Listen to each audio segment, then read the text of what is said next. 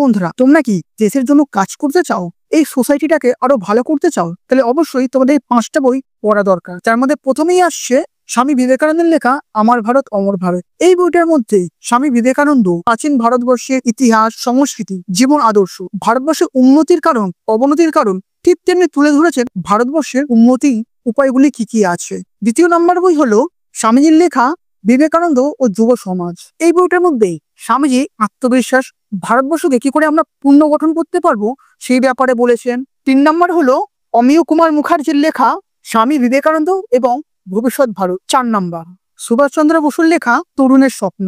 এই বইটার মধ্যে নেতাজি, দেশের ডাক, গোড়ার কথা, এই বইটাকে পড়লে তোমরা বুঝতে পারবে। এবং পঞ্চমত হলো বিবেকানন্দের আলোয় সুভাষ। নেতাজি সুভাষচন্দ্র বসু কি করে স্বামী বিবেকানন্দের সংস্পর্শে এলেন এবং কিভাবে স্বামীজির ভাবনা চিন্তা নেতাজি সুভাষচন্দ্র বসুর জীবনে এক আমূল পরিবর্তন আনে, সেই বিষয়টা জানতে গেলে তোমাদের অবশ্যই এই বইটাকে পড়া উচিত। এবং বন্ধুরা, এই ধরনের ভিডিও দেখতে গেলে অবশ্যই আমাদের চ্যানেলটাকে সাবস্ক্রাইব করবে।